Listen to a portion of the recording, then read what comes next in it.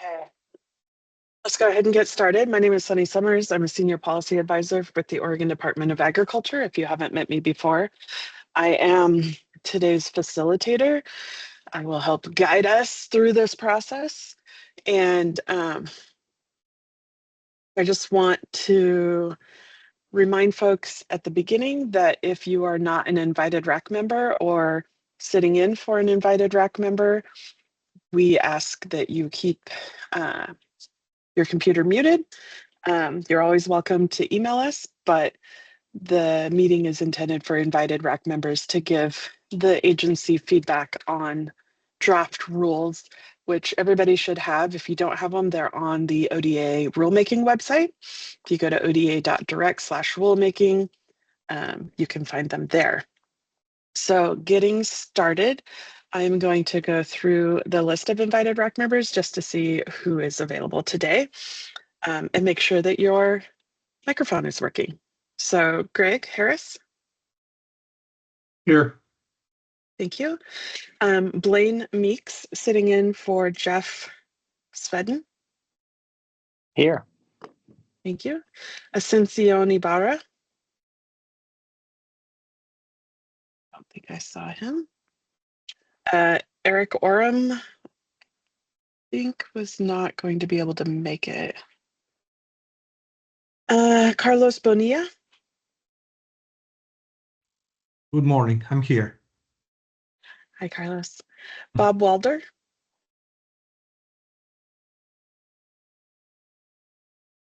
Okay.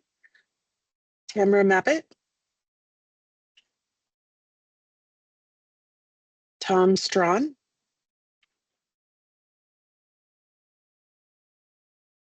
Aaron Lowatsky.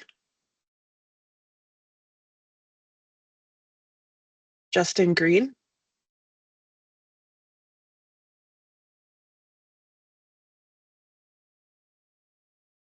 I see you, Justin, but I'm not hearing you.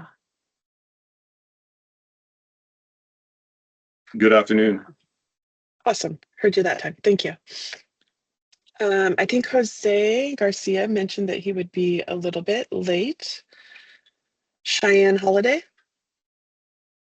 Hello, I'm here. Thank you. Caleb Lay. I am here.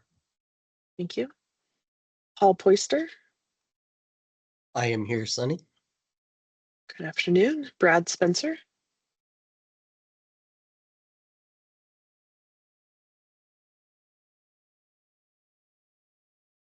Okay.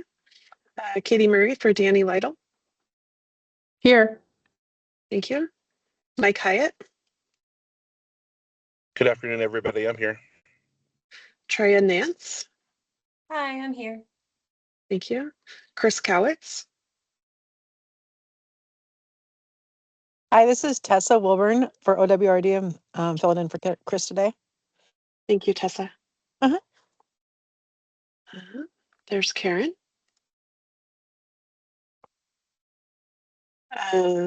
So Karen joined us. Thank you, Karen.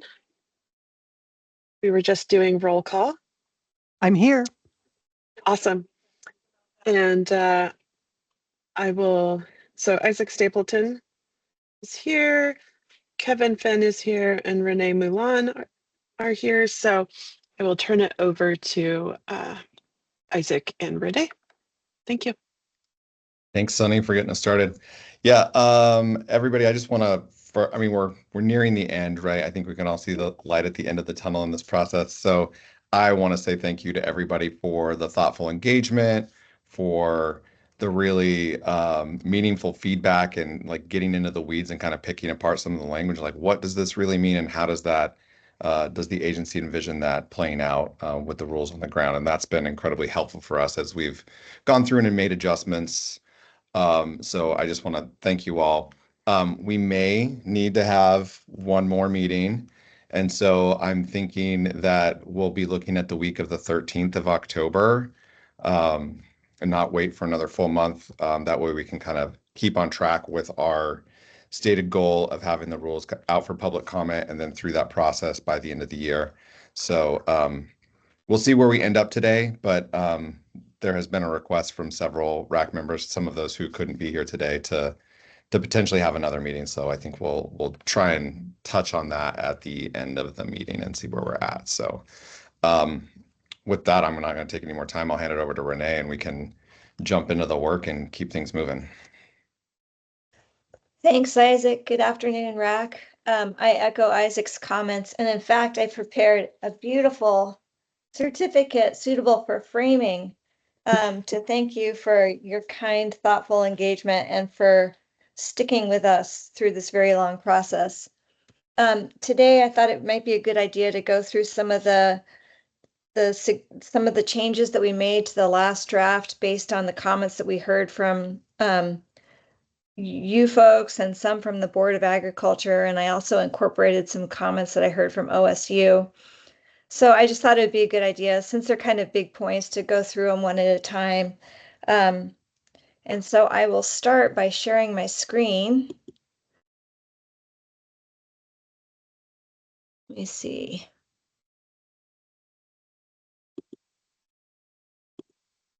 Can you all see that? The rules? Yep. Looks good. So as you can see, boy, we've had a lot of editing going on. And because of that, I asked Sunny to post a clean version of the rules so that you could actually read the text. But so I hope that that's helpful to you. But today I thought I would pull up the red line so that I can show you where we made some changes. So it's easier to tell. And the first change that we made was in section 02. And in that section, we just brought these rules into alignment with the other rules that the ODA has adopted pursuant to its non-point source pollution control authorities. And in subsection 4, you can see that. You'll see that in 603-95-0010. Oops, no, I'm sorry. It's in 603-95. I can't remember what it is, Isaac. But anyway, it's in division 603, section 95, and it just says the provisions of these rules apply to all agricultural lands, whether or not in current productive agricultural use. So that's a change that we made. That was subject to an ODA comment rather than the RAC. And then another kind of ODA comment was with regard to the definition of agricultural activities. Renee, Yeah. it looks I'm like sorry. Greg has a comment. Oh, hi, Greg. I'm sorry. All right, no Please problem. go ahead. So it also kind of applies to this area. So grounds that are not currently in agricultural use, and then on ag activities, because these rules, don't they specifically apply to irrigated ground? So like No. if you're So Well, I didn't mean to cut within the you off. I'm LUBGWMA, sorry. I thought this was irrigated ground within the LUBGWMA, not like I have dry land corners, I have areas that might be. I just want to clarify that. So when it comes to Great question. So with regard to the scope of the rules, they do apply to lands that are non-irrigated, but the only provisions of the rules that really speak to that are the prohibited acts and then the land application rates and restrictions. For example, not applying fertilizers to frozen fields or saturated fields. So those would be some of the provisions that would apply to dry land. and Greg, the alignment that we made, if you look at the Willow Creek or the Umatilla area rules, those, we basically took that language from those to make sure that that's covered and that we're consistent with what that scoping is in terms of water quality protections. The thing that stood out to me when I was looking at that was like, I don't want there to be a misconception that folks who aren't doing commercial production and making a quote profit or whatever, fall outside these rules. So if you're, growing for your own consumption, you're doing irrigation, you're doing whatever that looks like on your couple acres or whatever, that still falls within the requirements of these rules. I didn't want there to be any ambiguity there, so we made sure that they aligned with the existing water quality rules that are for the entire management area as well.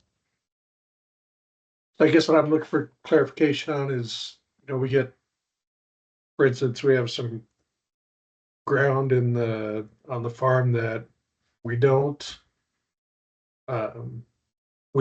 cultivate, we don't irrigate, but it's good for grazing animals on it for about a month out of the year.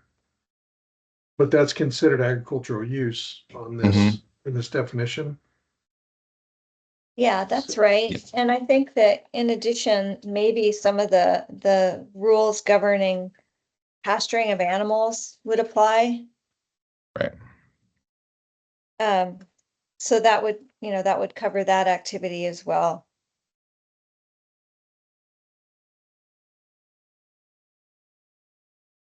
Okay. Yes, I'm not sure how that's because I don't designate that as a field. Right. But if you look at section 808, that's control measures for irrigated agriculture on large acres. So that then is specific to irrigated acres, not for Okay. non-irrigated acres. So then if that's the case, those are non-irrigated acres for you. You would just be needing to make sure that you were in the animal pasturing section or the general provisions that apply to everyone in the GWMA boundary, but it wouldn't be part of the large irrigated ag requirements, if that makes sense. Okay, so the control measures are just strictly on irrigated ground. Correct. Okay, just wanted to confirm that before we move on. So. No, that's a great question. Thank you. Karen. Hi, yeah, thanks.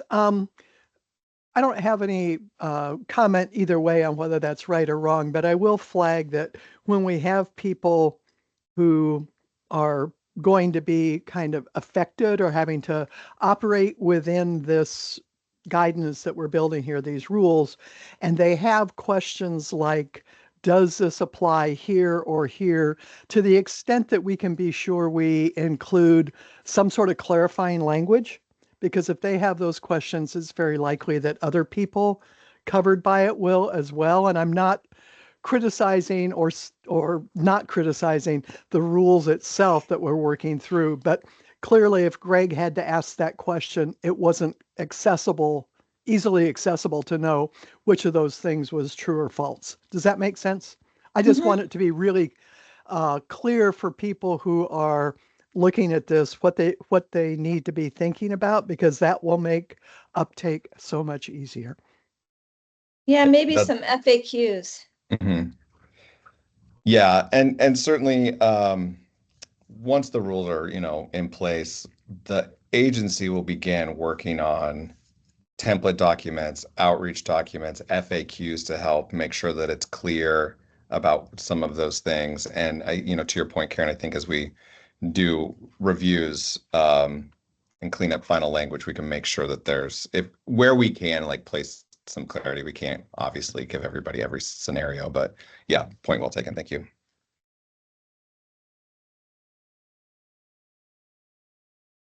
So continuing on, the definition of agricultural activities was amended to include the raising or producing of livestock or livestock products.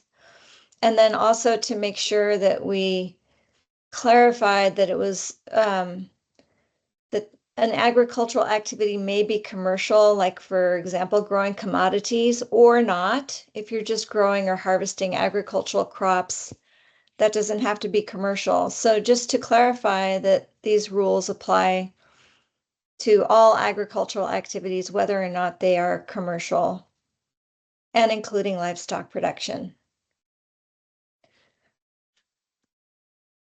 Okay, another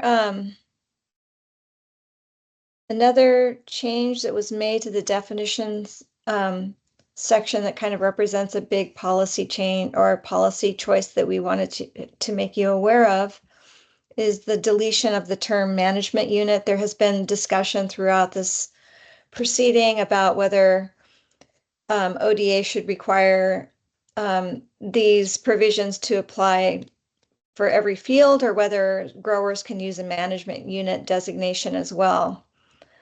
And so the policy choice at this point is that we are going to ask for landowners to apply these rules at the field level, as opposed to the management unit level.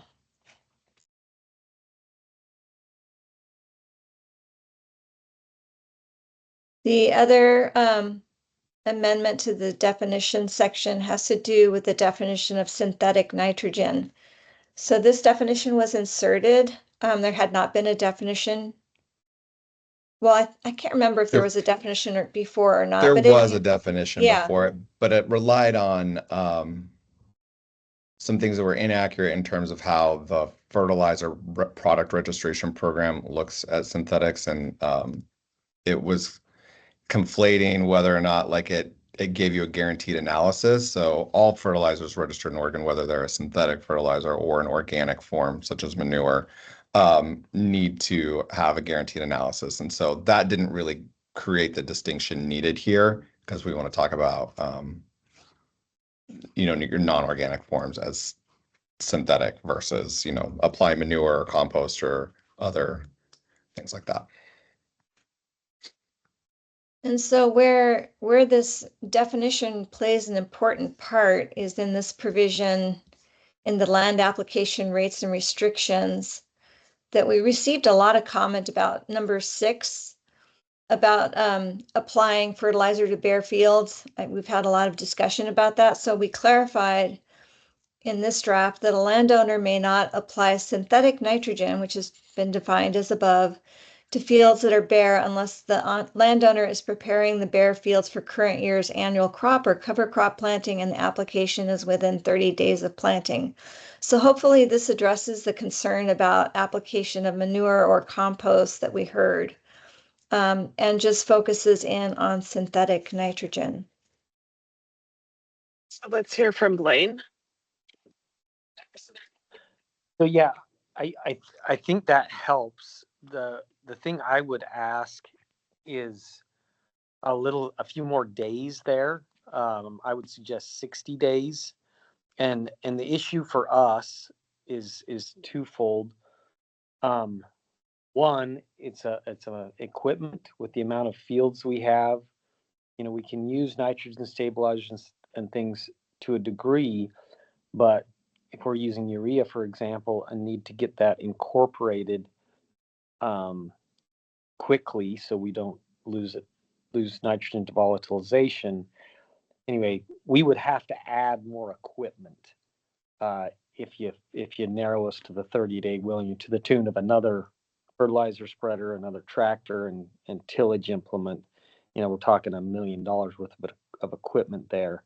Whereas if we can have that window be a little bit wider, we could do it with our current equipment and current practices, and still very much, I think, stay within the management, appropriate management techniques that are talked about.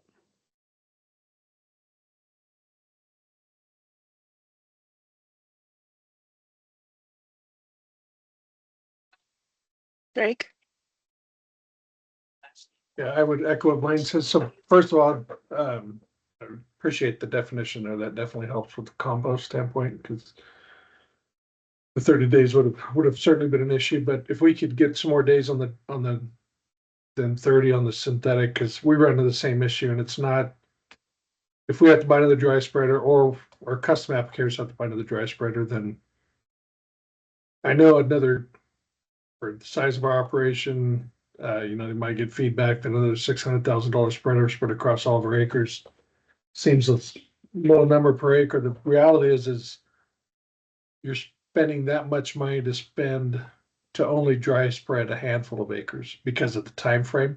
So you're essentially doubling your spreading cost on that operation on the same amount of acres. So on acres, frankly, that ag is it's not the most economical time to be an ag right now. So that would be a significant cost. Really, if anything in these rules, that's one of the most significant costs, is to have that at 30 days. And can Blaine or Greg, can you guys just give us a sense for what what it currently looks like for planting and how so Blaine, you suggested 60 days. Can you kind of just walk us through like your production cycle and how you guys plan that out? Yeah, so obviously spring, you're got a lot of potatoes, a lot of onions, and a lot of corn to plant within a 60-day period, a little less than that. That's spanning all three crops, and so as soon as the weather breaks, and a lot of times around here, mid-February, we're starting to work that ground and prepare, because we try to plant in these tighter windows that are more ideal for us to maximize our production.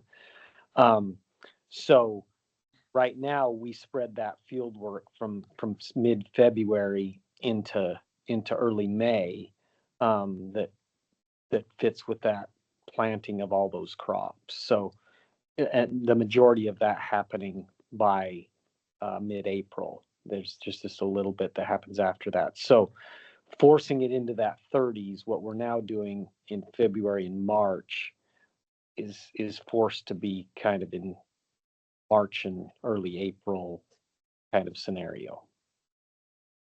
But so when you're doing early February work, you're working up the ground and you're preparing it and you're planting, or you're waiting then for another several weeks before you come back in and plant?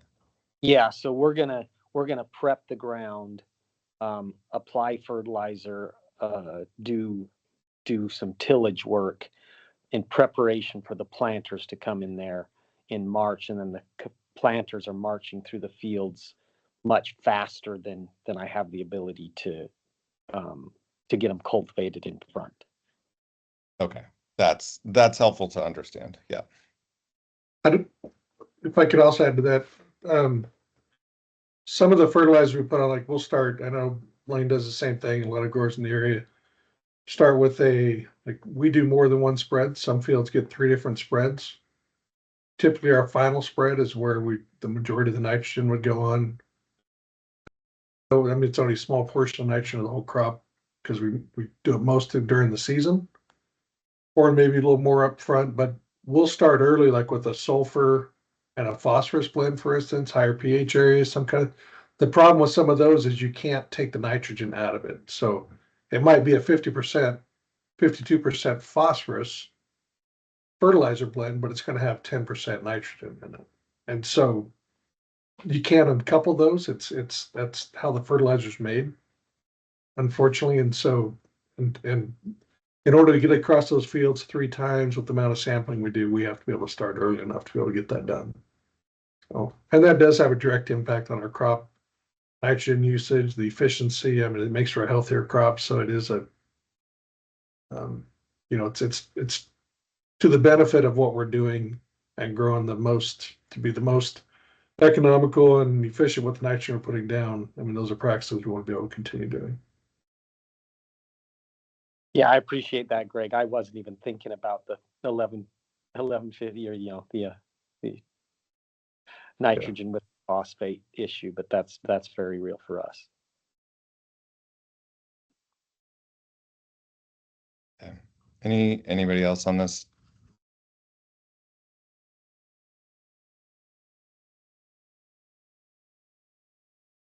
Okay, moving on to the large irrigated acreage program. So we heard a lot of feedback about the scope of the program and how if we kept it at 1,000 acres or greater, we would capture very few growers, even though we would capture a significant percentage of the land area within the LUBGWMA.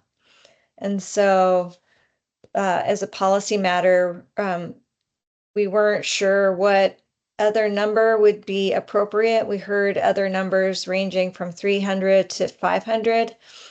And so we changed the program so that if you have 500 acres or greater, then these control measures for irrigated agriculture on large acreages would apply to you.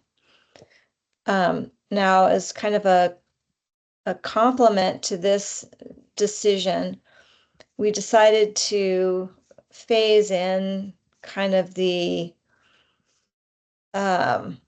evaluation portion of or kind of phase in the program, in that the ODA would not be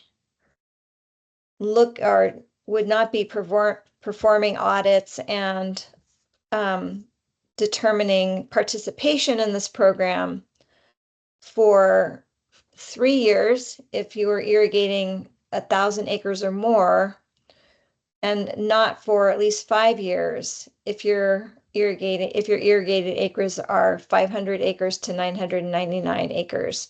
So the thought is that we would lower the barrier for the application of the irrigated program pursuant to what we heard from the RAC, but then slow the rollout of the program so that folks with smaller acreages aren't going to be evaluated for at least 5 years, and then keeping the larger acres, 1,000 or more, at the 3-year evaluation period.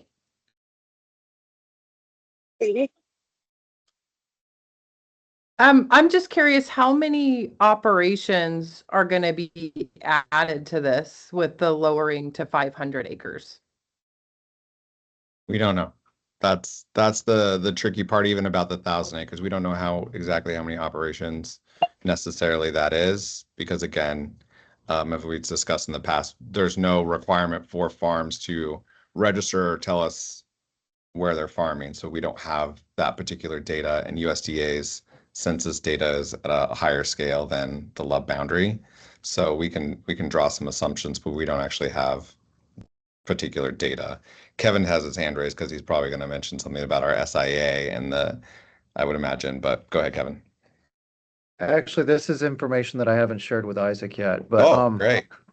So we're going to do some public outreach events, and I had our GIS specialist do an analysis on the LUB, and she just got it back to me, and she actually includes land acreages with multiple owned tax lots and things like that, and this is just a rough guess. For landowners with 1,000 acres or more, there's approximately 30, and for landowners with 500 acres or more, there's approximately 50. So it's not really that much of a difference. It's 30 and 50, but just a very rough, like, this is not even like accurate, but something to have out. I would caution that looking at tax lot data doesn't necessarily mean like that's farm size of operation, right? People lease land all the time. So even if that landholder has that size, that doesn't necessarily mean that they're an actual operator on the land. So that's the one caveat there. And is there, maybe Kevin, did you make a guess or an assumption about the number or proportion of acres that this would cover by lowering that to 500?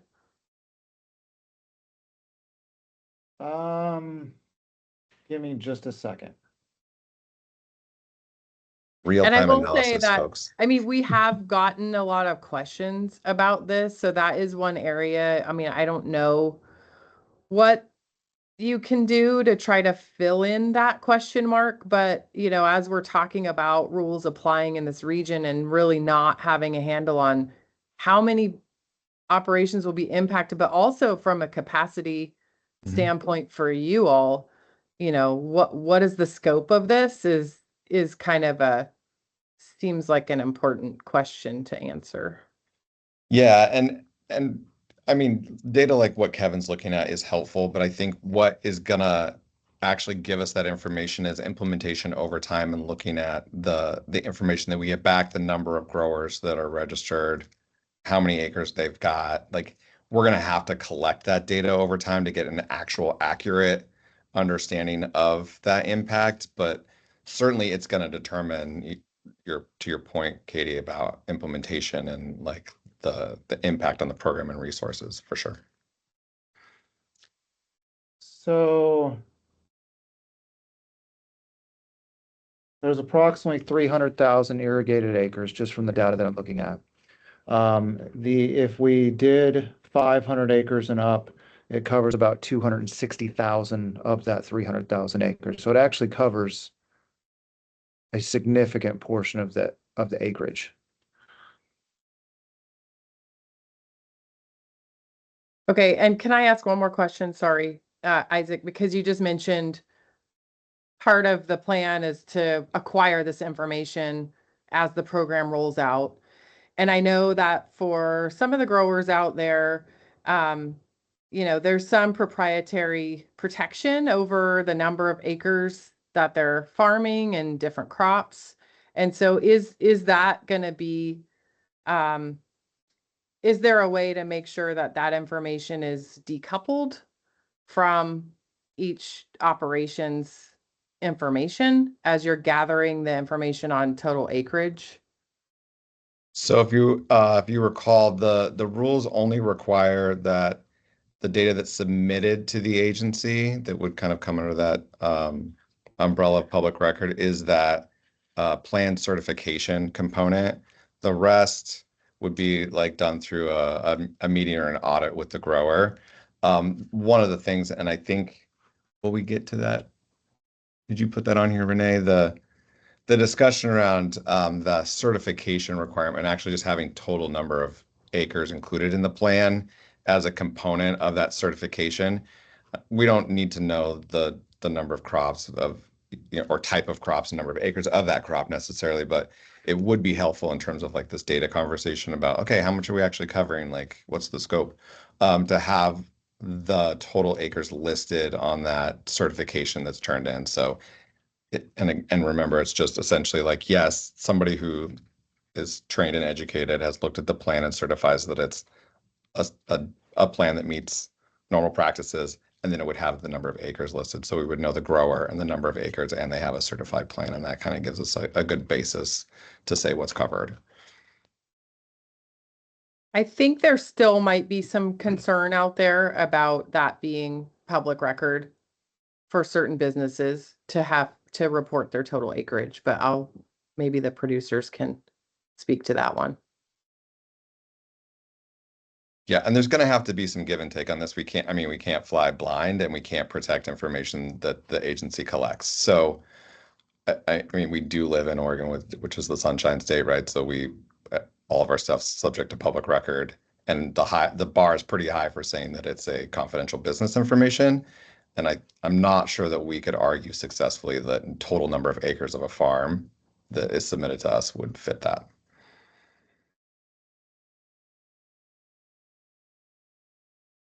I know for us, it would be so much of our ground is already under permits. I mean, the bulk of our ground is either under ODA permit or DEQ permits, so it's not as big of an issue for us. I do know landowners that we work with, we'll take issue with it. I've heard comments from it already. So, is it possible to assign a grower number or something along those lines as opposed to putting a name to it? So it's like it's not USDA necessarily, model. yeah, like like crop insurance, those kind of, some of those things. A lot of times they're just a random assigned number that ODA assigns to a grower, so that doesn't have to be their name out there. But Yeah, I mean, I hear you, Greg, but even like our records on, like, okay, we know that Greg's number that we assign him is whatever, like even that wouldn't be a protected record. So someone could say, oh, I want all of your grower numbers and who they're associated with. And Isaac, I had even thought about, like, I don't know how you're anticipating these records to be submitted, like the certification, but if it's like, if you could have an online system that receives information in boxes, and that last box for number of acres could be decoupled in your spreadsheet on the back end. Because, when you take a survey and they're like, your result is going to be anonymous, or your name won't be associated with your email address when you enter it, or whatever it is, I think there's a way to do that so that you receive the info, because I think it's helpful to know the number of acres that you're covering. But I think that is going to be a contentious point for some of the operations out there. Yeah, and I'm not trying to push back on all of you guys, but I want to also remind folks that we are trying to operate within existing resources. We don't have additional funding for this program, so it will be under existing resources within the program. So we're not going to be developing a new database for this, at least not initially, right? So while that could be a potential option down the road, I don't think it's in the cards for us at the moment to be able to utilize some of those better technologies for data collection like that. I mean, I hear the survey thing like that could be a route, but to collect data. Justin. Yeah, Justin. Yeah, thanks. Yeah, I know. I mean, having worked in state government in a couple states, sometimes there's not perfect answers for things, and I know that resource constraints are an issue, and so that in those situations, I always think it's important then to make sure that for a lack of a better phrase, the juice is worth the squeeze, that the information being collected is valuable enough to subject proprietary business information to public consumption for public records, also for litigation risk. This is an area where we know there's litigation, and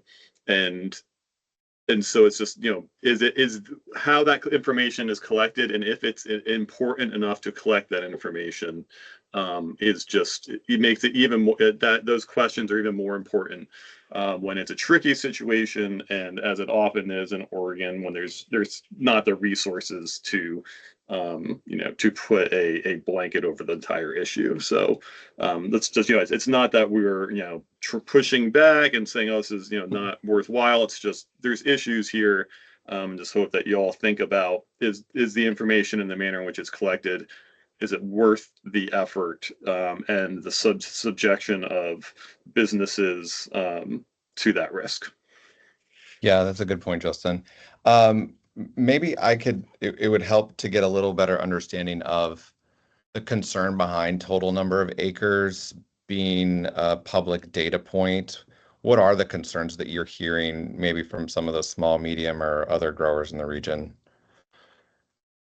And that's for anybody, not just Greg or.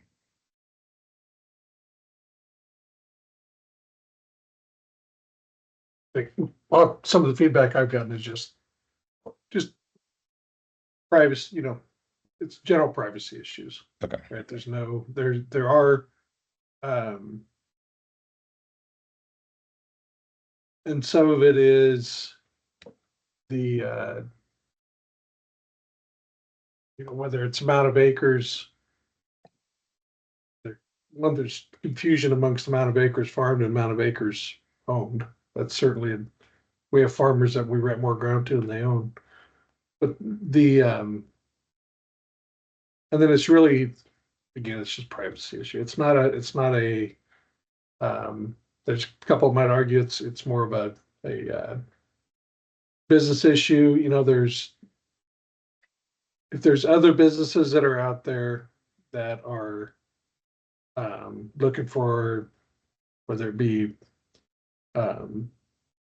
acres that are farmed, there's processors in the area that compete against each other. They compete for acres, and if they understand how many acres one grower has versus another, that can certainly create an issue for the grower at hand, and that's probably only a handful of growers that I'm talking about. I know that can be an issue with some of our customers in this area where they protect that issue, but that's really about it that I can think of. But Well, it's helpful.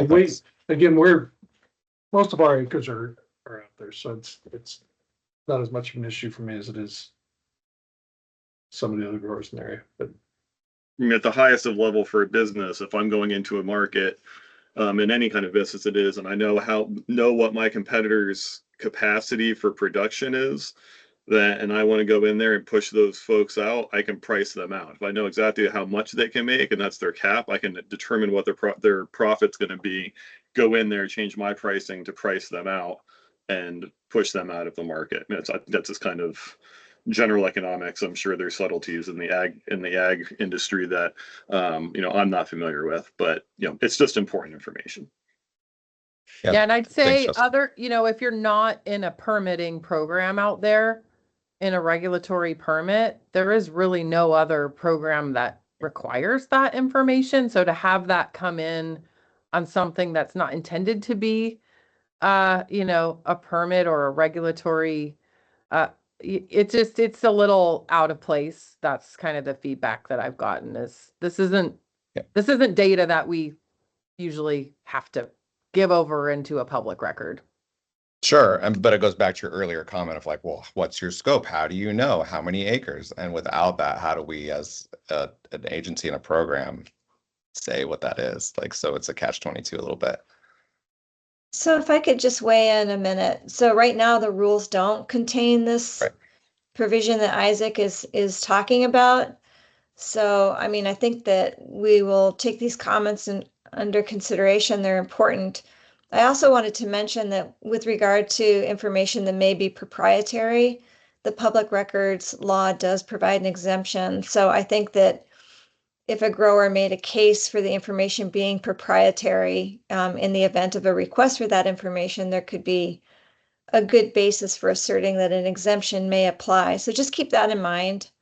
But I just wanted to point out so that we can get through these other points that this isn't in the rule right now, even though this has been a really important discussion. Yeah, thanks, Renee. I did want to bring it up because I think it was something that that had come up between the last RAC and this one that we were considering to get at the point of like, how do we, do a program evaluation and what our success in covering acreage and this area to Katie's original point that Kevin kind of like filled in on some of the GIS stuff, which obviously isn't accurate data when we're talking about who's actually falling under these rules in the different sections. It gives us a good indicator. But so I definitely wanted this feedback. So thanks. Sorry, Renee, to completely derail us, but we might have another meeting anyway. It's worth it. Good discussion. But I just wanted to, people so they can take kind of exhale that it's not in the rules right now. So, yeah. All right. So let me see. Oh, since we're all happy and in a good place right now, let's talk about residual nitrate. Renee, Blaine has his hands up. Okay. Sorry about that, Blaine. I didn't see your hand. I apologize too. This is actually back to the land application rates and restrictions. Oh, okay. I'm scrolling up. I'm trying to follow. Anyway, I missed one of Jeff's notes here. On the bullet point 2, prior to the first application of fertilizer each year, landowner applying fertilizer to agricultural lands within LUBGWMA shall take soil samples consistent with to determine plant available nitrogen. If we're doing this at the field level, for us, and that anyway, if we've got to do a soil sample in that calendar year before we can apply fertilizer, that's a lot of samples in a pretty short amount of time. Cost is not, I mean, it's not nothing. It'd be $8,000 to $10,000 probably, but we worry a little bit even about lab capacity to do that many. So an idea to throw out, which judging by Jeff's notes, this is probably something he, could we just do a percentage at 25% or something that could give the information, and even if it was, you have 25% of each crop type or something like that. But I think we could get the information without doing every single field, which is a little bit burdensome. So the purpose of that soil sample and the growing season which you're in before you apply fertilizer is just to provide the information so you know what you actually need to apply and take that into account, because if you take a fall soil sample, as we've discussed many times, that's not going to be representative of what it actually is in the spring. So that's why that's there, is to inform then that nitrogen budget or plan moving forward into the season. Are you not you know, what are you taking into account currently when you're doing, you know, spring So- fertilizer applications? So this is our current practice is we are taking, you know, depending on your previous crop, your fall sample can be pretty good. And so we're taking those samples through that, you know, as crop appropriate. We're starting in October doing all those samples as we do our winter nitrogen plans. And as you deal with, okay, all of these fields were corn and now they're going to potatoes, or all these fields were wheat and now they're going to corn, we find pretty consistent results with fields that are in the same rotation. And so you're not going out on very far of a limb to do a percentage. We're going to do them all over the wider period of time. So that, anyway, that's the way it works for us. Okay, that's helpful. Thanks.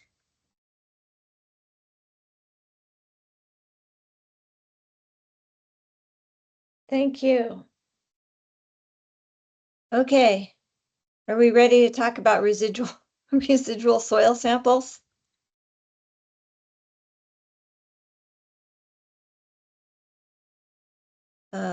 Sorry, it's way down here.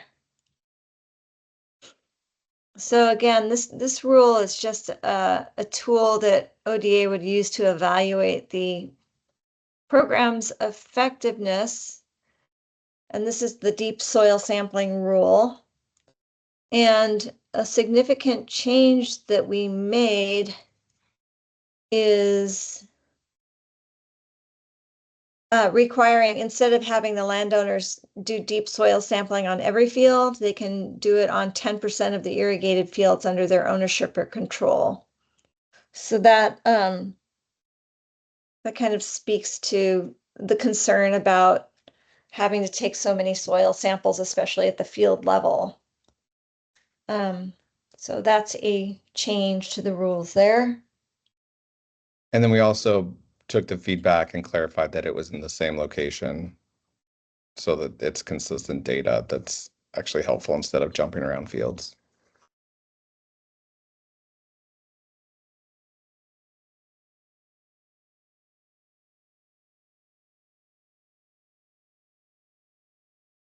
Okay, I think I'm trying to catch up here.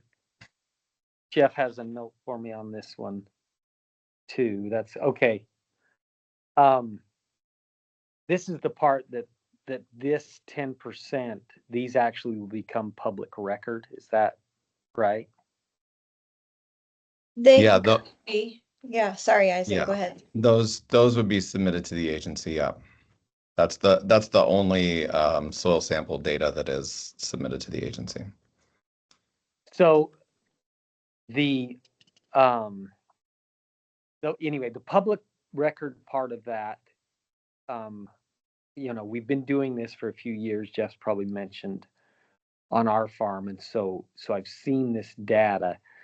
Someone who understands soil nitrogen tests, I don't have any concern with, but there's enough just natural variation in that sampling process that someone who wanted to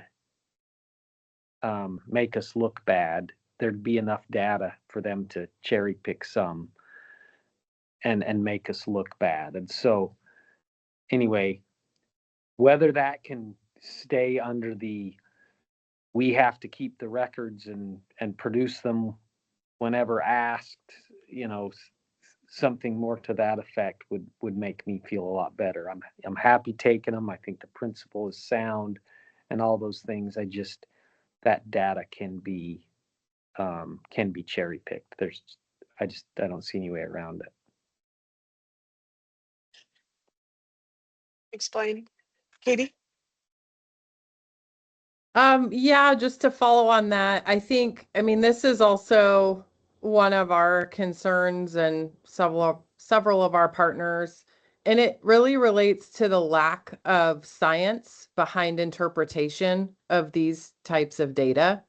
So if the agency is planning to collect this data, it would be helpful if we could be pointed to how you're going to analyze it. What are you going to do with outliers? Are you going to average this data?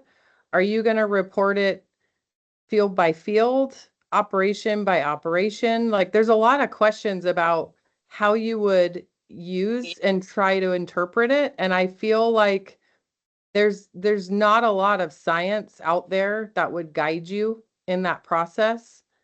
And that's going to just make it even harder for misinterpretation or, helping to combat misinterpretation.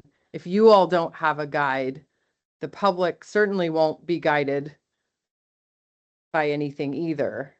So there is a lot of variation in these types of data sets, and we've looked at them.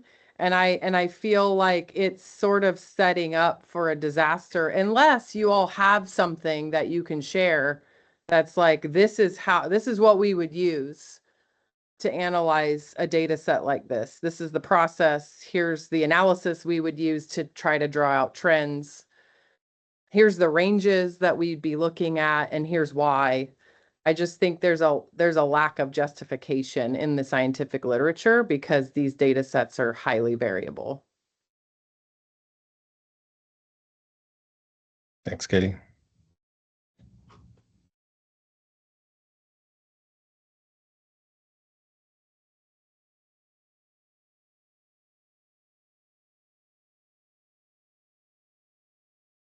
Yeah, Katie said it well. There's always outliers. Yeah.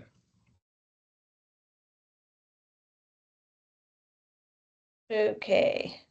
So are we done with this discussion?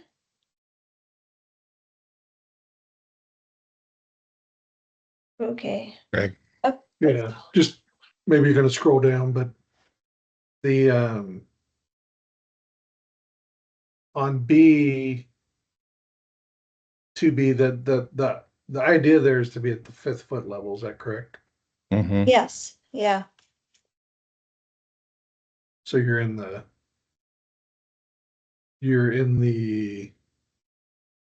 so 5th foot would be down to 60 inches.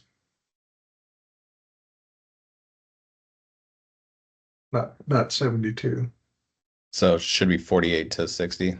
Yeah, that would be the I think, 5th well, foot. there's, That's what's considered the 5th foot. Yeah. you have to go deeper if you're taking your samples after 3 inches of rain accumulates. So maybe that's where you're looking. Yeah. So that's not, that's just if you take your samples after 3 inches of rain has fallen. But I think the intent, though, every time when we've discussed this, the intent has always been the 5th foot, which is what we do like on our DEQ samples or.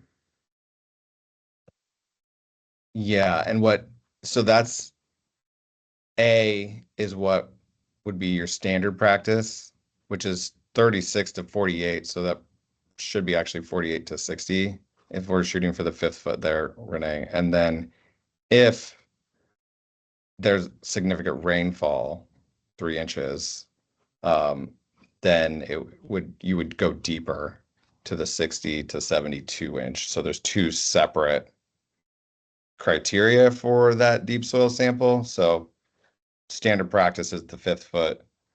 If you get excess rain, to look at what was moved, or if things moved below that 5th foot or farther, is the B section, is how it's currently structured.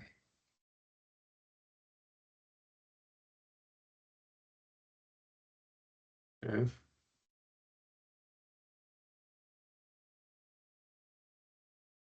Okay, so I think we're under.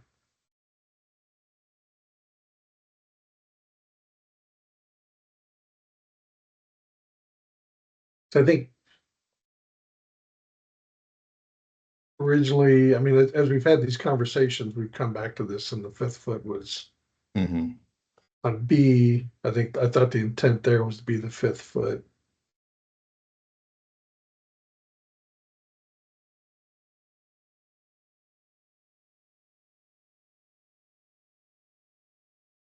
So are you talking about 2B? Yeah. I guess, So this I says guess both of them, it's confusion. If you want the 5th foot, neither one of those are the 5th foot. Right. And I think Isaac just explained that there's a typo in 2 that's Yeah. going to be changed to 48 to 60. I could try to do that now.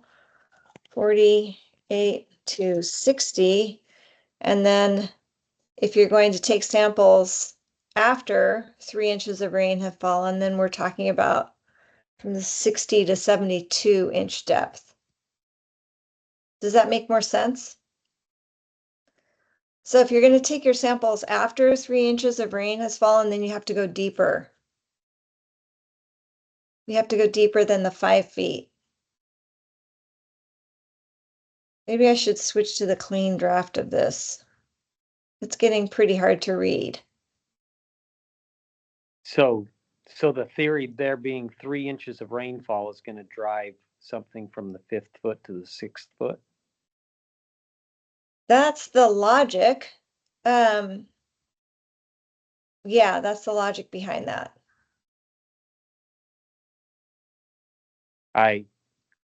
My opinion be you go to 5 feet, you're seeing what you need to see. It takes a lot of water to move something beyond 5 feet is what we've seen.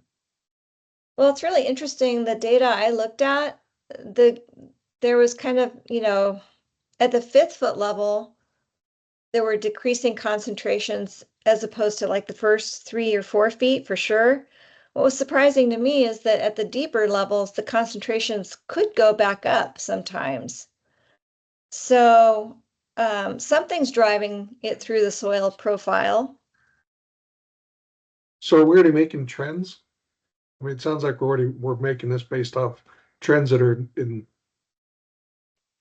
I mean, you're quoting trends already. I'm curious where. No, that data I'm not from. quoting trends. I'm just talking about data that I looked at. That's different from a trend. Yeah. Is The that data is from that the lower Uinta Basin. Yes. is that Interesting. cited somewhere where we can find it, Renee? Like how Well, you're actually, Danny gave me the site to that article and I read it quite thoroughly. So we'll It's post it. research. It's research that was done through the fertilizer program in the in the LUBGWMA itself that looked at movement of nitrate through the soil profile. right, but is it connected to the 3 inches of rainfall piece? Because I think that's the question. Is So what's the I haven't done that analysis, but there is precipitation data included with that report. Danny Lytle actually used that report to try to illustrate the variability in residual soil nitrate at the deeper soil horizons. And so because she created a figure, I went and looked at all of the data that she used to create that figure. So that's what I'm speaking from. I think the question here is about the assumption that if there's 3 inches of rain, it means you need to go into the 6th foot, that there's some connection to management practices here. And I don't think that data bears that out, or at least I'm not aware of it. Yeah, that's accurate. I mean, you got to super saturate to move it that far, like flood irrigation in a very sandy soil type of thing. And that's why I asked the question as well. Is it related to the 3 inches of rain or to management practice? Because that's quite a distance to get through the soil. I don't think 3 inches of rain is going to impact that. Well, if you guys have some data to illustrate that, that would be very helpful, and I welcome your submission of it. Appreciate that. And once Yeah, again, go ahead, Katie. sorry. I think I would just say, for the rules that are being written, it's helpful if there is science behind it. So there's an assumption here with 2B that producers need to go all the way down to the 6th foot for testing if there's 3 inches of rain, but I don't know how that assumption is being drawn. So I think that's the question. It's like, well, why would that be necessary? Okay, yeah, we can go back and look at the data that we used to help draft this section and the resources and take another look at that.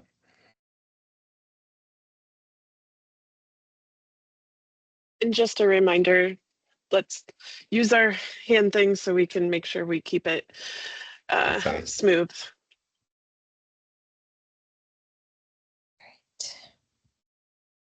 Justin. Okay. I was guilty of not using my hand, and I apologize for that.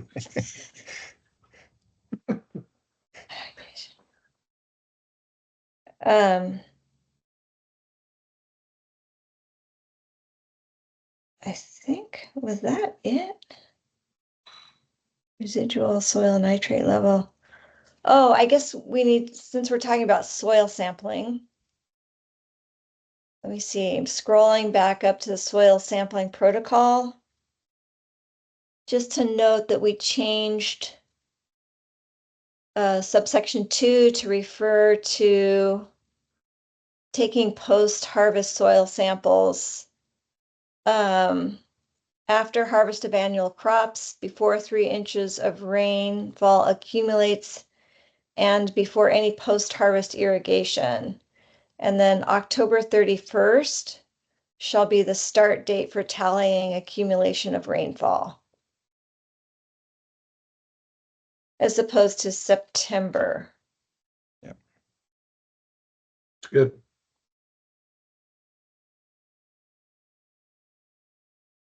So that's all there was on my list. So, oh, we have a question.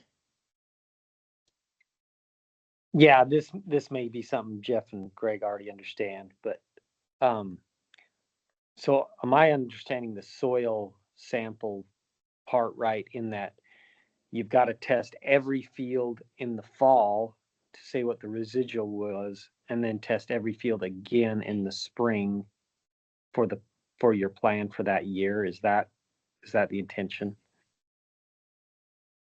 So you would only be doing post-harvest soil sampling if you were going to use that methodology in your annual nitrogen plan evaluation.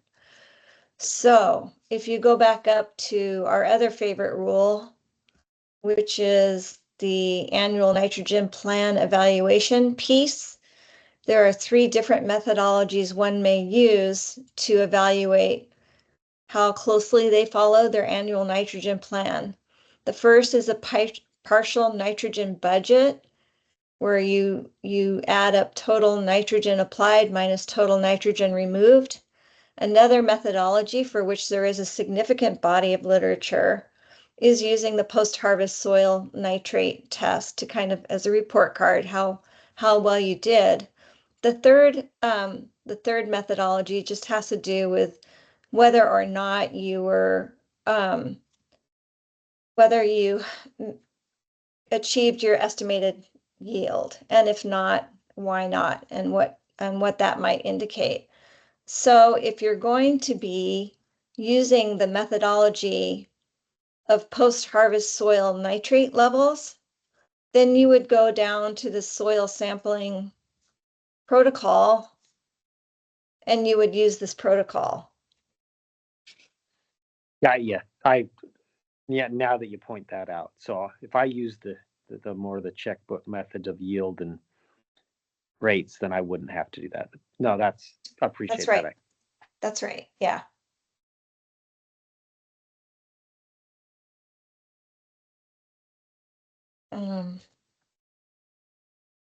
So, Sunny, we made it through my list, so I don't know how you want to conduct our call now. Can we I move think to maybe another discussion around economic impacts? I know, Blaine, you already mentioned a little bit around the fertilizer applications of the 60-day component and that piece. And I know we've heard from Jeff in the past around some of the soil sampling, but if other folks have data that they could provide around some of that, that would be helpful as we craft that section for the rulemaking notice on fiscal impacts.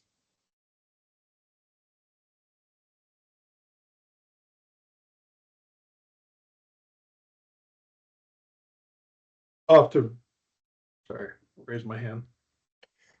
Go ahead, Greg. Thank you. There.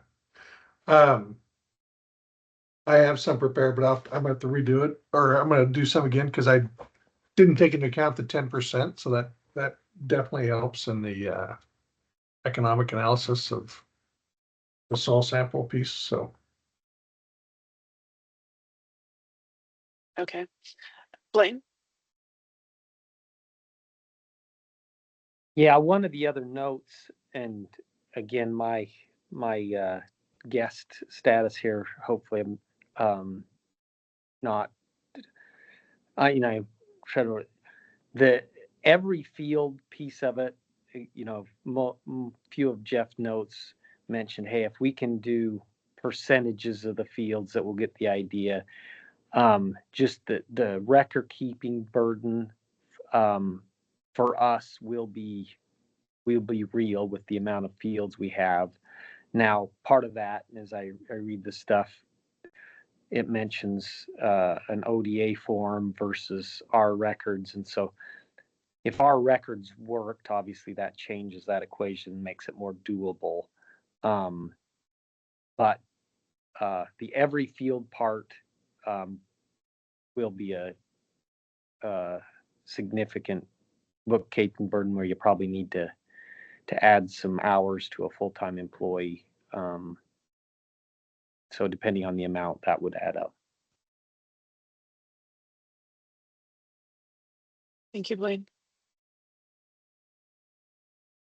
I also want to make sure that we have an opportunity to hear from some of our quieter members.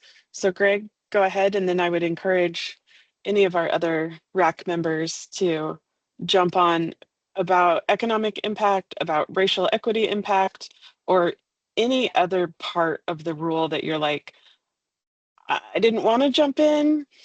It's not that big a deal, but it's kind of niggling in the back of my head. Like, now's the time to go ahead and jump in and give us that feedback. So let's start with Greg. are you saying I'm one of the quieter members or not? No comment, Greg. Just want to think kind of the Blaine's point and the justification for the 10% that is helpful is just have on record is the availability of labs in this area to do the sheer number of soil sampling required is a real issue. For instance, for us to do our soil sampling alone this winter and to meet the time frame we do for our permitting requirements, we have to utilize 3 different labs, one of them being in Idaho. So it's a fortunately they have a pickup, in Eastern Oregon, so we're driving samples over to the La Grande area to get samples dropped off. And then we have a lab in Othello and another lab in Pasco. So it's the idea of a crunch on lab space and laboratory analysis and timing to get samples done is a real issue for us. And it's actually getting worse and worse. We're finding with consolidation of labs, we've lost 2 labs in the area. So it's so one, thank you for dropping that down 10%, because when we talk about the timing on these, and this is going to add a substantial amount of sampling in the area. So hopefully we have some leeway. We take that into account too when this kicks in. If growers are late on samples, that we take that into account. So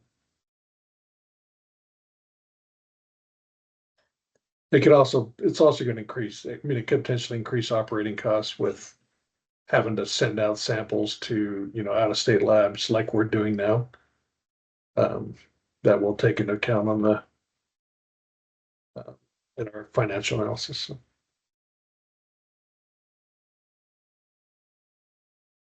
Well, just to clarify, there are no deadlines for having to get your samples done.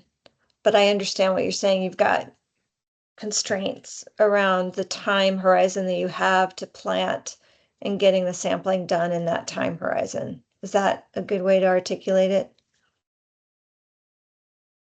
Yeah, well, I thought, isn't there some time frame? I mean, for instance, if a person can't get their soil samples ran in a timely manner, I mean, we have to go from a 5 foot to a 6 foot sample. There was some by December or the post harvest versus the Yeah, so I mean, if you're pre-harvest gonna samples. So, Yeah. if you're I gonna mean, use, I'm sorry. last year we were backed up for almost a month and a half on some of our lab samples, and we actually had to retake a bunch of samples because unless you have drying ovens, et cetera, where you can store your samples correctly, it is a real issue. So I just for the group to understand that there could be substantial constraints on laboratory capacity in the area with all these samples. So I think I hear what you're saying. If you're going to be using the post-harvest soil nitrate method for evaluating your annual nitrogen plan, Mhm. then you're concerned about the October 31st deadline and having to go deeper if you blow that. Is that right?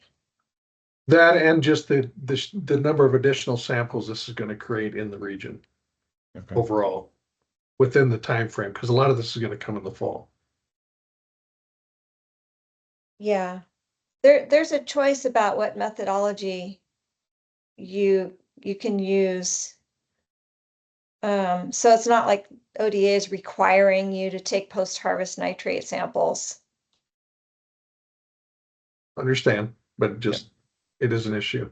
And then the 5th foot sample is not the deep sample is not a option. I mean, everybody in this farm, you saw how many acres are covered under that. I mean, that is And that's once every 5 years. Right. But it does mean everybody's kind of doing it in one slug. Right, Yeah. sure. Yeah, because it's not staggered. Yeah, sure. That's helpful.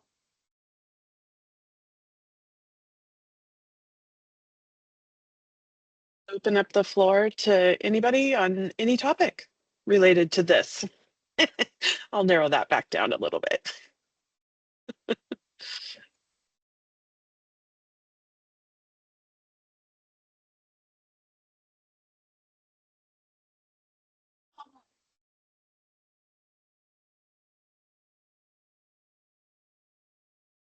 Yes, Caleb. Thanks for the discussion, everybody. Sort of just circling back to cost and the cost associated with why we're doing this in the first place. There are some numbers out there that you could go get from like the Clean Water Consortium in Morrow County around estimated cost to build public water systems to address the nitrate issue. That's a little tangentially connected to these rules, but it does speak to the purpose and the cost of what it is we're trying to address here. This would be difficult to quantify, and I don't have the capacity to quantify it right now, but the cost associated with lost property values is fairly significant from what I'm hearing from people. And, you know, the lost value and investment in wells as well would be worth making note of, at least. Again, beyond my capacity to quantify in the time frame we're looking at for this, but I think it's worth taking into consideration. Thank you.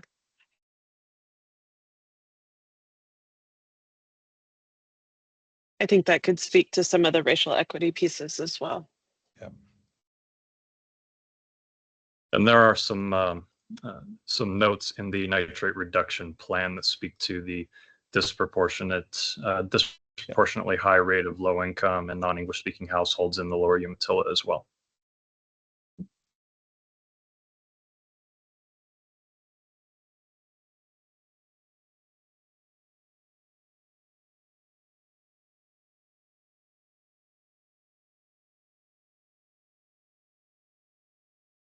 Okay, next steps, Isaac and Renee.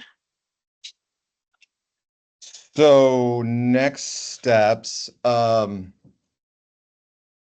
Justin, I know you had thought there was the need for a potential another RAC meeting. I guess I'd like to hear from like folks who are here. I know there's a couple folks absent, but is there still a desire to have one more RAC meeting, knowing that there is still the public comment process where things can continue to be submitted. The agency can continue to make adjustments to the rules before they're final. But do we need to hold another one? And if that's kind of the group consensus, then I think, like I mentioned at the top, that we would look at the week of October 13th timeframe to try and get another meeting in to talk through any final details or things that people wanted to weigh in on. So I'm open. Yeah, Justin. Yeah, I think the 30 days that we talked about earlier in this meeting, the feedback on that, I think it's going to be really important. I'm not, I don't feel comfortable necessarily subjecting everybody on the RAC to another meeting for that, but I also want to make sure that we're doing everything, in the open and transparently. So if that does change, we all understand why that has changed in the draft rule that goes out.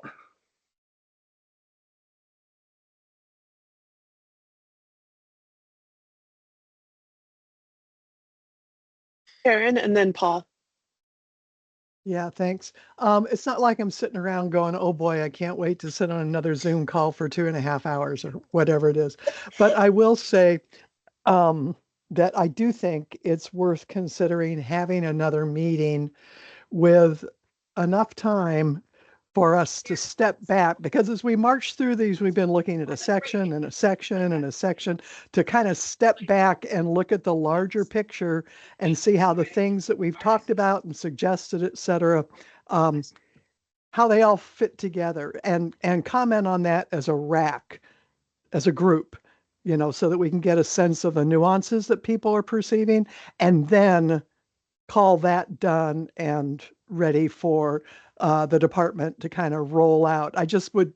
I've watched in other RACs, and this one has the potential to do the same thing, where so much bit and piecing, a little bit here, a little bit there, a little change here, a little change, and suddenly, we lose sight of that larger conversation. So I find it valuable as a RAC member and a stakeholder to hear the variety of opinions and options for ways to think about things or ways to do things. That's all going to inform any kind of public comment I make.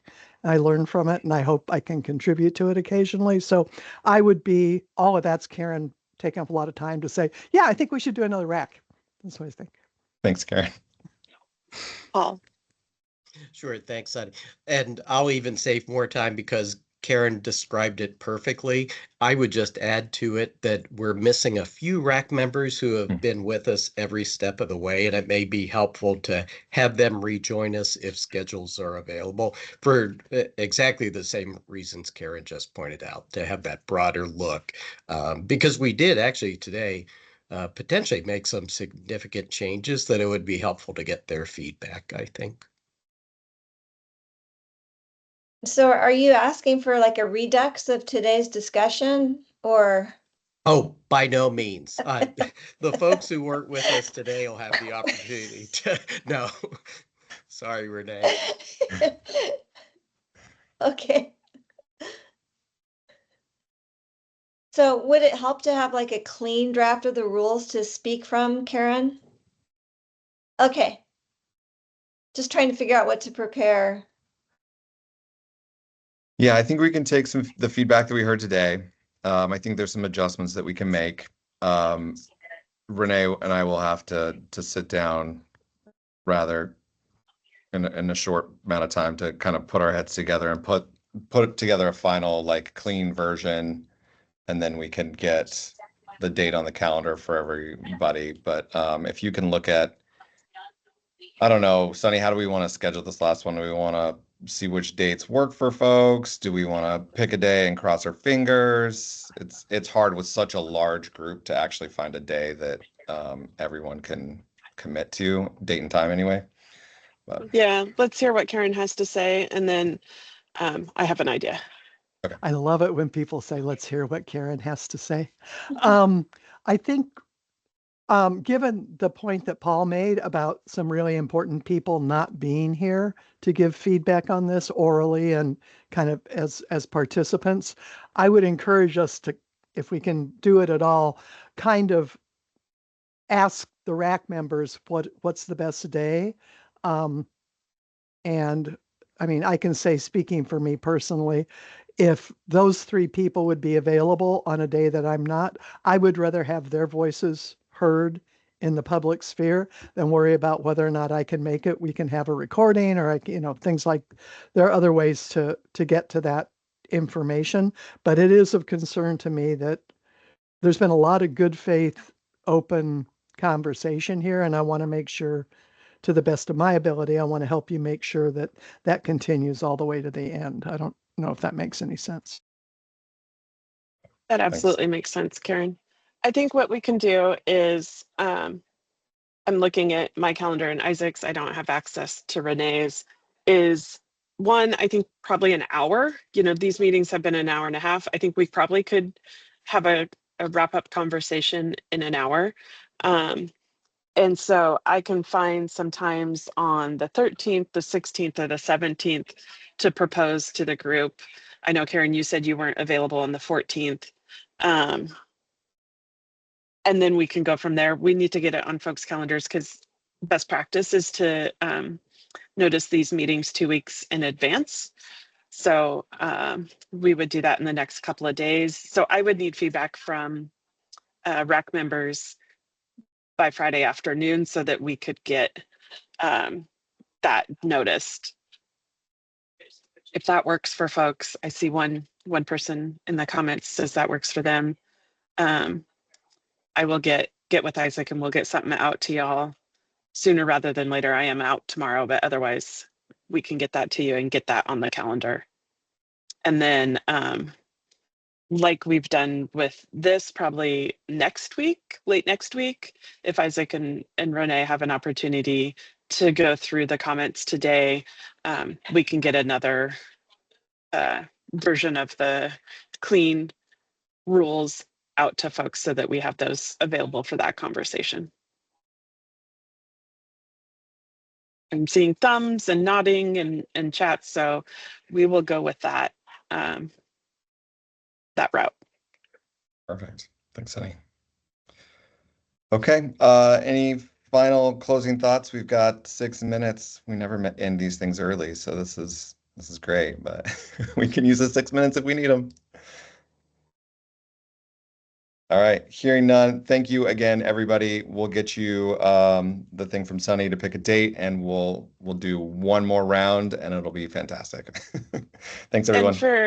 And for those folks who were sitting in for somebody else, I should have a copy of this meeting, hopefully up on the rulemaking webpage this afternoon before I leave. Just FYI. Thanks, everybody. I always Thank you. appreciate. Thank you.